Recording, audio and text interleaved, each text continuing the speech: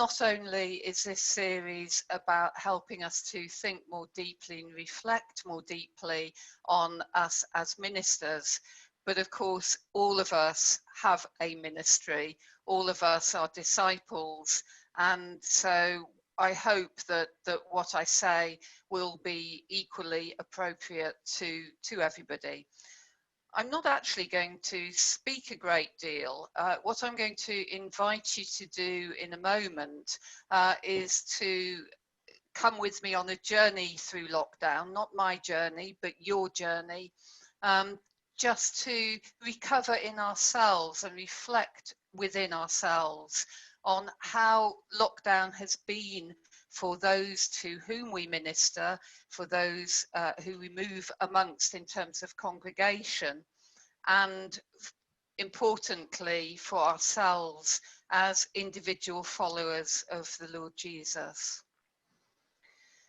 Prayer and spirituality is an enormous topic, and I thought I should probably just say something about what I understand by that. But in a sense, spirituality is everything in our lives. Everything in our lives as it orients towards God. I'm going to pick out three things in particular which are, if you like, traditionally sort of core elements of the way in which we develop our spiritual lives. One of those is individual and corporate prayer. One of those is study. And don't misunderstand me, I was going to say slightly peripherally, but really because of our situation in lockdown, but also just to touch on the sacraments. And in terms of prayer, I guess for me, that is any point in our lives at which we have or seek to have some active awareness of God, whether that's in words or whether that's in silence. So that's kind of what I feel I'm about. How I'm going to structure this is I'm in a moment going to invite all of you to join me on a reflection of these months. Then I'm going to have a conversation with Sarah about a particular initiative, if you like, that she has taken part in. And then when we go into the groups, the breakout groups, I'm just going to ask you to think about a couple of questions that hopefully the discussion and the reflection will have given us an opportunity to do that. So I'm going to invite us now to find a reflective space together, alone, in which we can have that awareness of God, in which we can, if you like, pray. And I'm going to invite you into what some of you will know as an Ignatian examen, but not of a day, which is the most common, where we look at where God has been present to us, and we look at those times where God has seemed absent or that have taken us from God. And where we are also grateful and look forward to the future. But the period of time that I'm going to ask you to reflect on is actually the whole of the lockdown period. And before that, I'll just give us a bit of an opportunity to find a place of quiet, to settle, to come away from whatever we've just been doing, whatever we're going to be doing, to be in this place and this time. If you would like to, whilst we do this reflection, you might choose to switch your video cameras off. People don't always want to be on show, as it were, when they're reflecting within themselves. So it's entirely up to you. If you would like to turn your cameras off, please do. If it helps you to close your eyes, please do. And we will be assured that you are staying with us.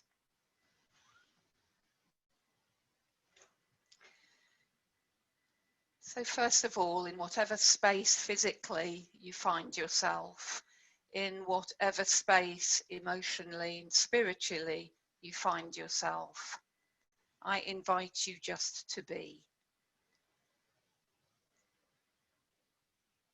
And the body is a great anchor to the present moment. as incarnational beings.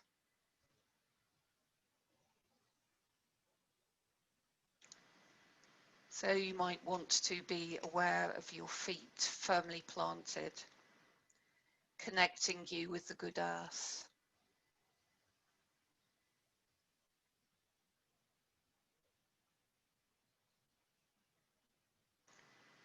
Of the seat that supports you.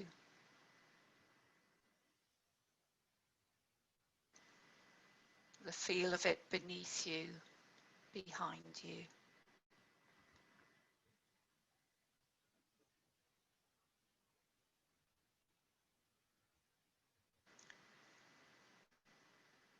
Of your arms, where they rest.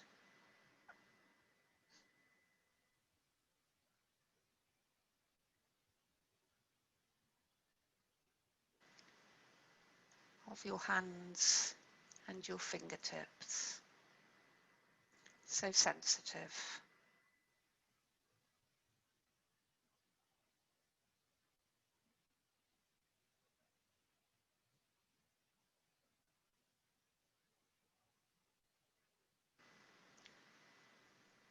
Of the air that surrounds you. Cool or warm.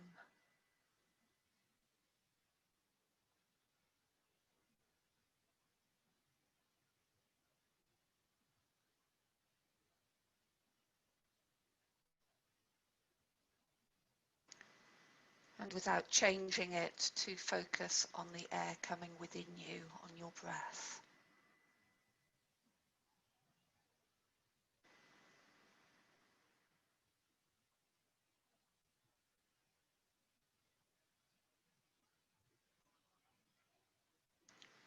As you breathe in that which is necessary for life.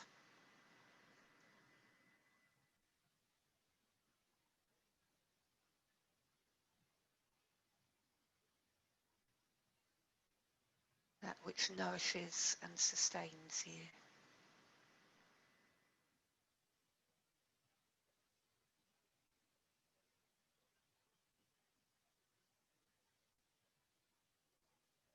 Entering your body strong and cool.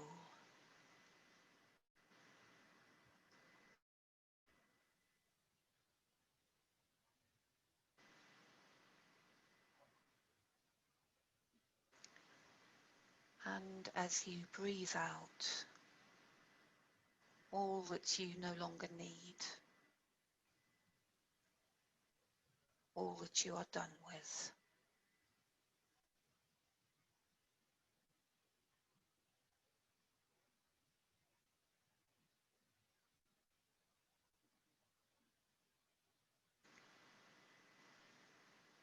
And spend a moment or two simply being aware of that breath.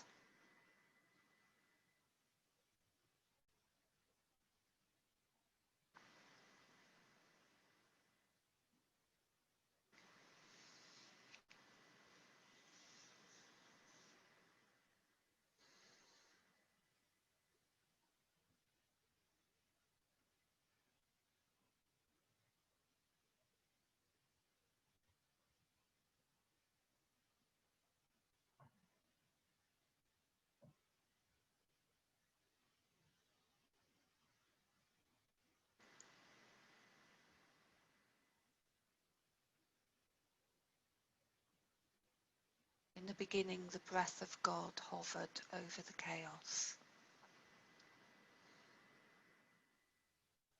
God spoke and brought life and order. So, breath of God, breathe over us, in us, through us,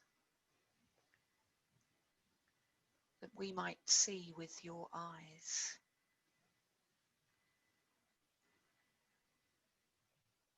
be aware with your mind, with your heart.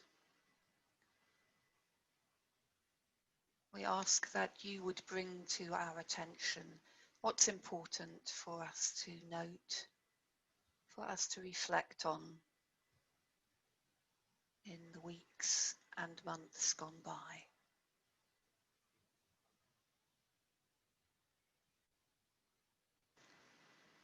And now I ask you, if you would, to put your mind back to the beginning of that first national lockdown.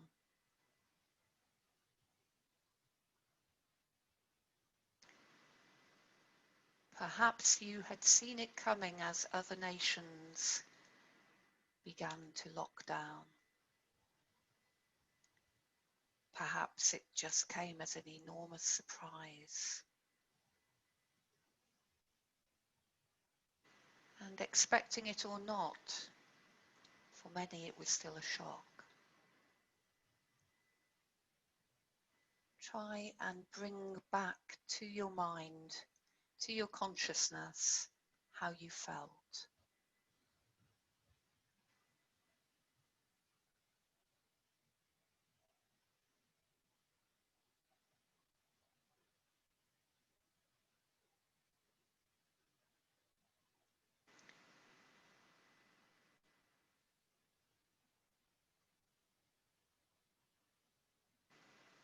What did you experience as your world became more limited?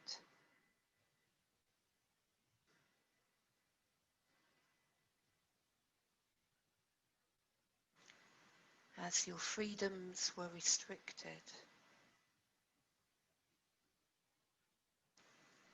As perhaps your diaries began to empty? Some obligations evaporated.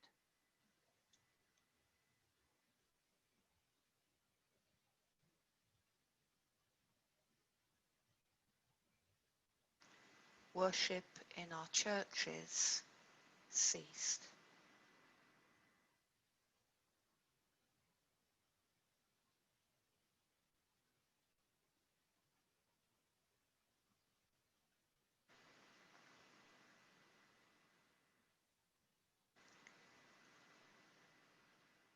I wonder if you can remember how you felt about the virus at that time.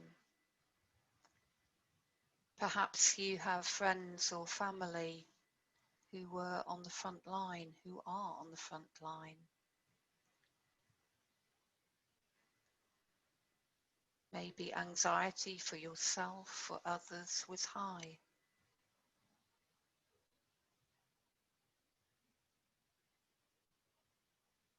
Or maybe you sat lightly to it,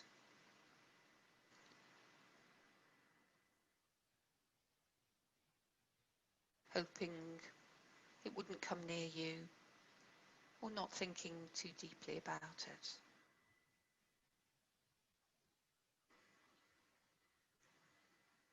And as the weeks went by, what changed for you? Did you, like many of us, discover Zoom? Find you spending more time online?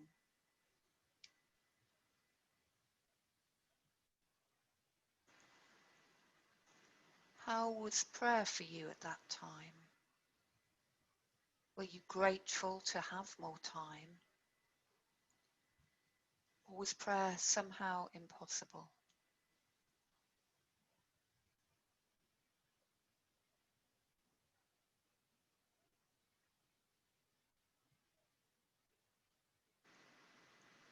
How did you use that extra time? Were you grateful to study those books that had been sitting unread on your shelves?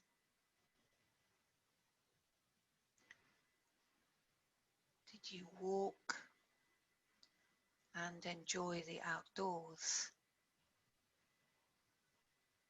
Did you find yourself in a deep and difficult lethargy?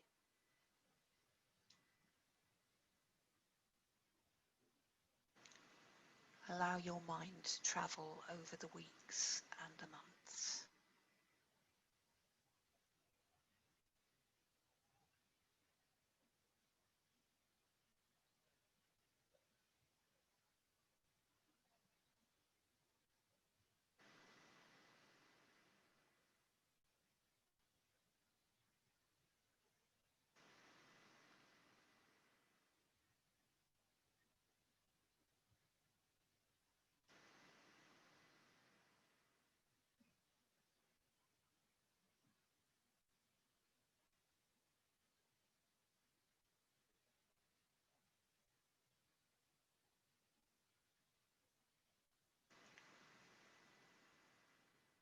And what of the sacraments? I wonder, what was a sacrament to you through these weeks and months? A visible sign of the invisible grace of God.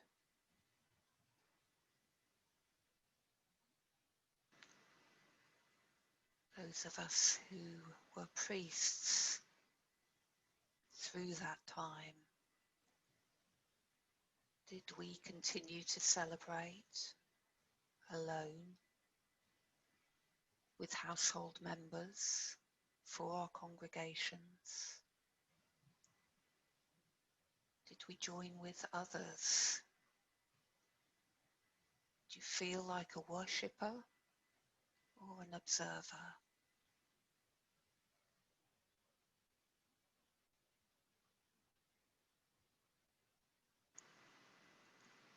And those of us without those choices, what did we do? What did it mean? How was it to watch at a distance? Perhaps to use the prayer of spiritual communion.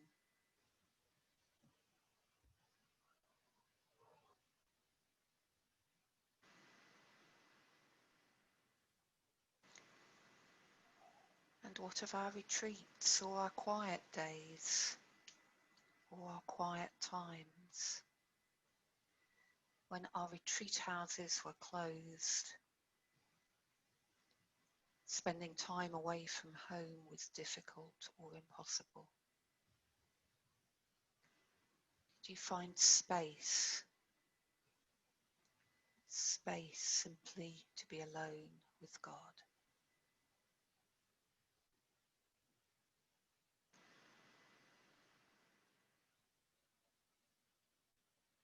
When we look back, does it feel like a God-filled time, or a time when it's been difficult to feel ourselves in God's presence? Or maybe a big jumble of the two?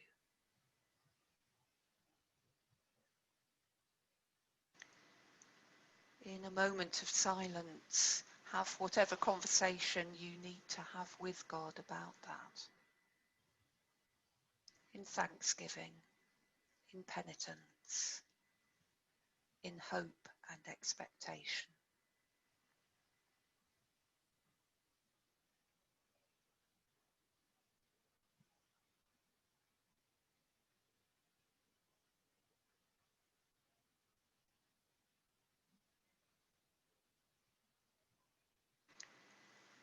And as you are ready, return to one another. Turn your videos back on so that we know you're there. And bring your attention back to this room, these people.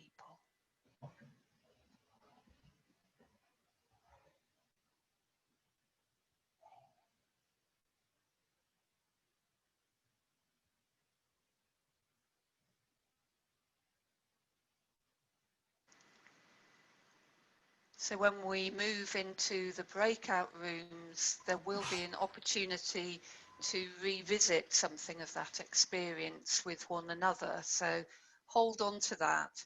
But just for the moment, I'm going to have a conversation with Sarah.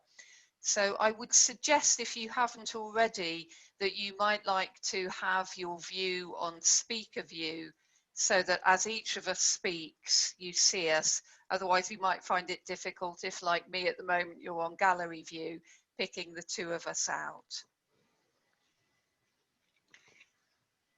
So Sarah. Hello, James.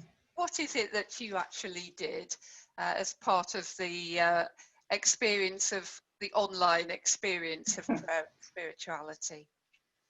Right, what I did was I scrolled through my Twitter feed and came across an online guided retreat.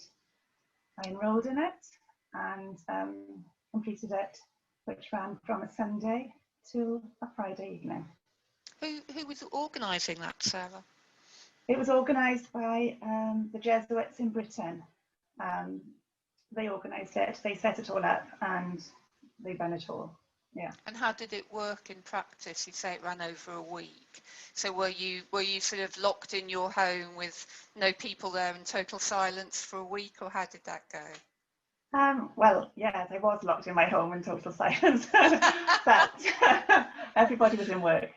But it worked in that there was an introductory meeting on the Sunday evening where we all met each other. We all introduced ourselves to each other. Prior to that, we were introduced to our guides. They contacted us through email. Each evening, we attended a prayer workshop, which was optional. And every day you promised to give up at least 30 minutes of your time to individual prayer. You also met with your guide for up to 30 minutes. And you committed yourself to completing a review of the 24 hours prior to meeting with your guide. The emphasis was very much on pray as you can and not as you can't. That seemed to run throughout the whole thing. The workshops sound interesting, Sarah. Can you tell us a little bit more about those? Yeah, there were 4 of them, I think, in total, 4 workshops. Monday's workshop was entitled Entering and Leaving Prayer. This was lovely. It gave 3 practical ways of entering prayer, being alone with God, including things such as awareness of your body, awareness of sounds, awareness of your breathing. And it was just about being alone with God, all designed to sort of release anything that could separate you from God. So that was Mondays, and it lasted for an hour. Tuesdays was entitled Gateway to Scripture, and that was all about Lectio Divino and imaginative reading. Again, a very gentle session with lots of time given to explore both of those methods of prayer, which were entirely new to me. So a very gentle, a very lovely session.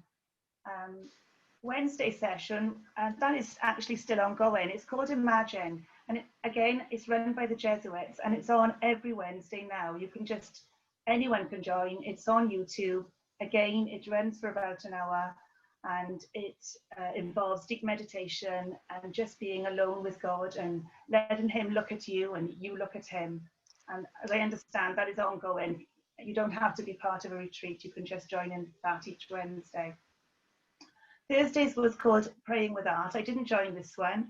I only read the notes that they sent, but it was very much about being part of the picture, being part of the painting, and they encouraged you to use meditation techniques to contemplate the drawings, the pictures, and again, all about spending time with God and allowing Him to speak to you through the artwork.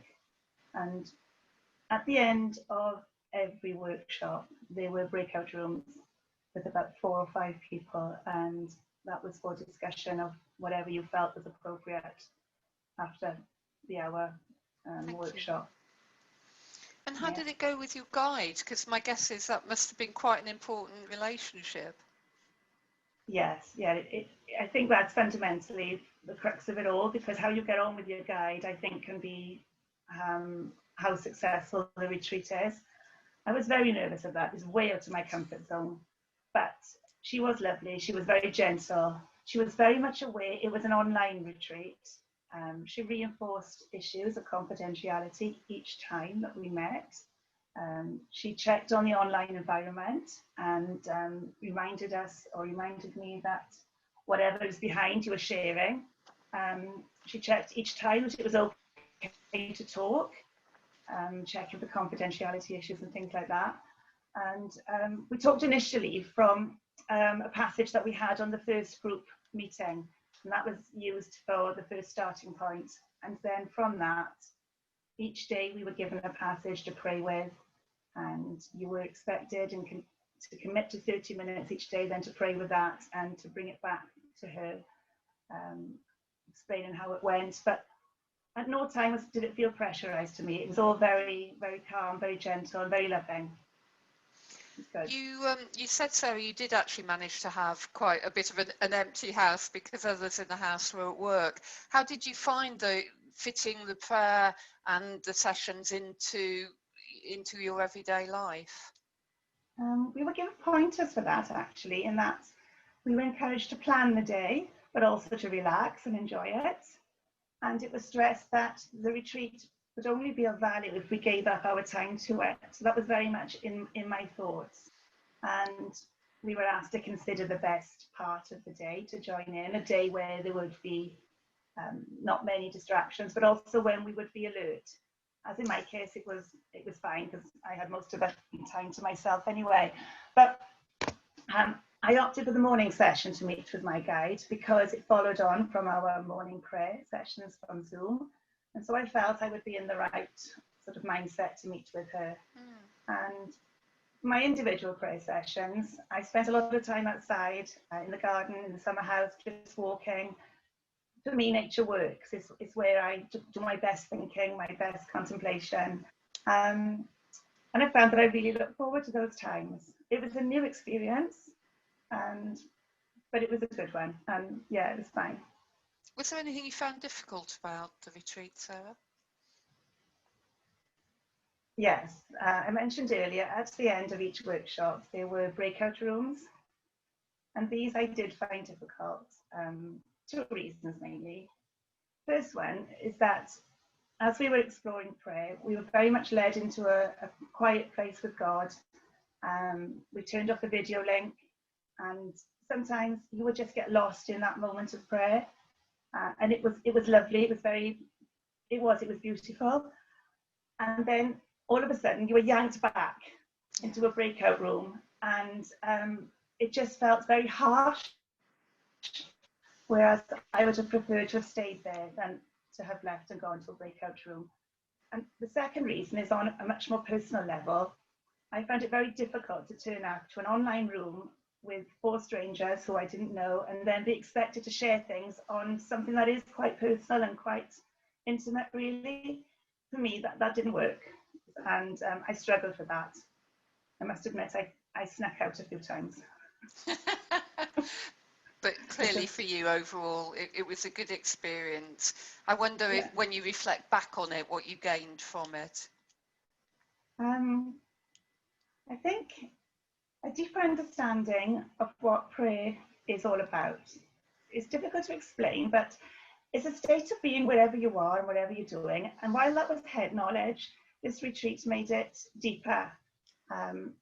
It gave me a new way of praying. We were introduced to different methods that, as I said, were completely different to me, completely new to me. And sometimes just to know that sitting in a companionable silence with God is enough. Sometimes that's all you want and it's all you need. So yeah, I'd say from that point of view, really good. Thank you. Yeah. Thank you, Sarah. And can I say thank you very much for agreeing to come and be part of today and to talk with me. It just makes it so much more interesting than people just listening to my monologue. So thank you very much. My pleasure. The reason I wanted Sarah to speak is that I think there have been so many online opportunities, and some of us will have found some of them helpful, and some of us will have been confused by the plethora of them. And most of them are aimed at helping us worship corporately. This was one that did have a corporate element, but also was helping us to deepen our individual prayer. And on the strength of Sarah's recommendation, I subsequently took part in an individually guided retreat as well, and would highly recommend it, even though for me some of the prayer methods weren't new to me because I'd encountered them on retreats before, but it was still a really positive experience. And I'm aware that we're encroaching now on the time which Sarah headlined so beautifully for us as somebody who didn't particularly enjoy the breakout time, but I'm hoping that most of you will know each other and will feel more confident to speak together. We will post these questions up, but the first question I'm going to ask you to think about, which we covered in the reflection, and to share what you choose with one another, is how has this time been for me spiritually? What has helped? What's been difficult? So how has this time been for me spiritually? What has helped and what has been difficult? I'm just going to want to put a few boundaries around this. Could I ask you not to interrogate one another, not to ask questions of one another, simply to listen to what each person wants to say and to receive it, so that people don't feel under any pressure to share any more than they want to share. So how has this time been for me spiritually? What has helped and what has been difficult? I'm going to ask Zoe to put us, Sarah and myself will stay out, but to put us into breakout rooms to talk about that. And then in a few minutes' time, we'll post an additional question, which is much more about inviting you to think about ministering to others in their spiritual and prayer needs in this time.